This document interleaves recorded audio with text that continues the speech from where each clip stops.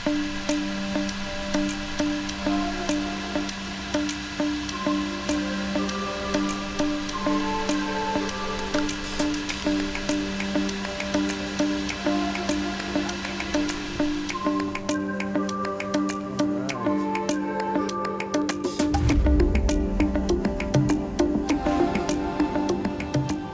there folks, I'm at Arlanda Airport once again in the Sky City terminal. I'm not actually flying today, but it's a very exciting day nonetheless, because I'm going to check out the brand new SAS A321LR.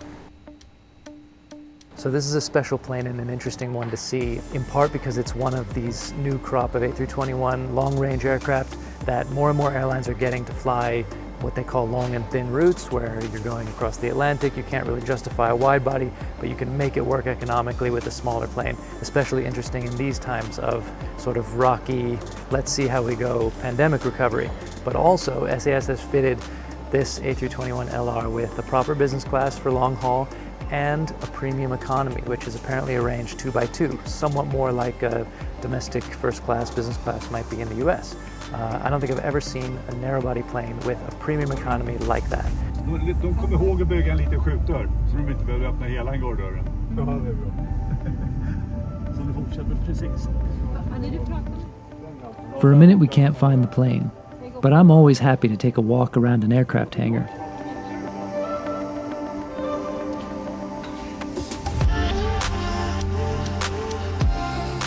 And there it is.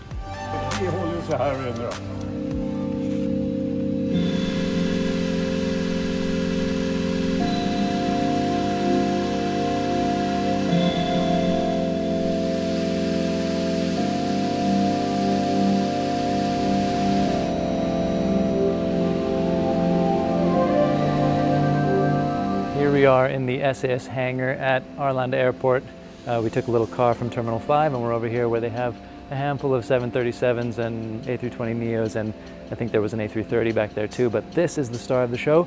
We haven't seen a plane quite like this in the SAS fleet so far. It looks a lot like the A320neos that they fly around all over Europe, but of course this one is longer. It's got that A321 fuselage, and also if you look closely you'll see that there is an exit door here, which is actually not in use. It could be activated if they needed to shift to a higher density layout on this plane, but as it is with the premium economy cabin and the nice business class taking up quite a bit of room, it's relatively low density, so they don't need that door. And for that reason you'll see it showing up in terms of the aircraft type as the A321NX as opposed to the LR, but the generic model number is the A321LR. So let's get on board and see what it's like inside, because that's what everyone's waiting for, I think.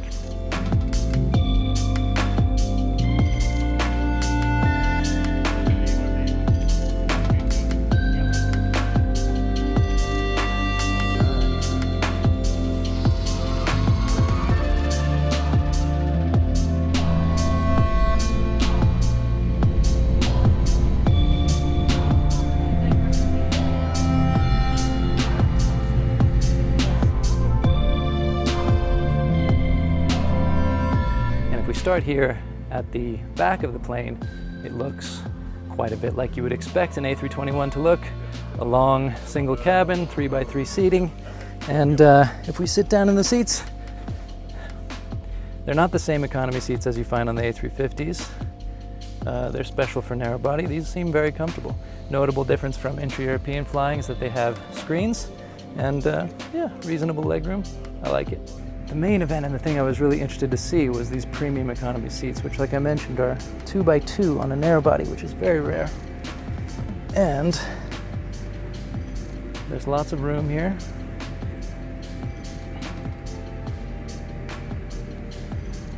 They feel extra wide, in fact. And it's a little cabin of just 12 seats. So that looks very promising. And then we have business class, that if you've seen other A321 long-range planes being used on transatlantics, these will be familiar, where you have 2x2 and also 1x1 seats. So this is the 2x2. Everything is lie flat, of course, and the throne seats, the famous throne seats. Very nice, lots of privacy, big table next to you on both sides. So you have nice options if you're traveling by yourself or if you're traveling with a friend. This is very nice indeed. Per Tideus is the product manager and was responsible for outfitting this plane as we see it today. I asked him if he would tell us a little bit about the cabin and some of its highlights. This is our first delivery of the A321LR, and this has been actually a very, very quick program for us.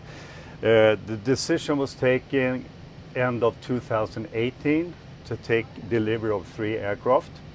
So it was a challenge really having seat suppliers delivering seats in time for this program. And we wanted the aircraft to be finished within 1 year. So that was extremely challenging. The business class cabin consists of 22 seats. We have all the gadgets, what we took from the 350, even though this is a narrow body aircraft, so of course we had to downsize everything. We could then continue down to our what we call Plus cabin, which is the premium economy. And here we have a 2+2 configuration. And this seat is the same type of seat that we have on the 350. However, on this, since we have a 2-2 configuration, we could actually widen the seat extremely. Same seat pitch as we have on the 350 aircraft. And the leg rest, full recline of 7 inches. We have 12 seats in our Plus. 123 seats in our Go cabin.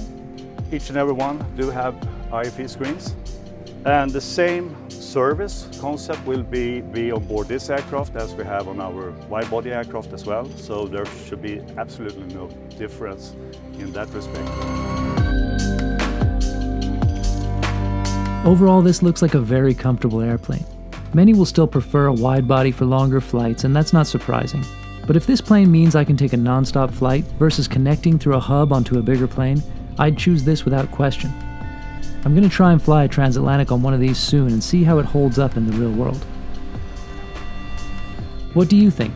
Are you itching to buy a ticket on the A321LR, or would you rather avoid single-aisle planes on long trips?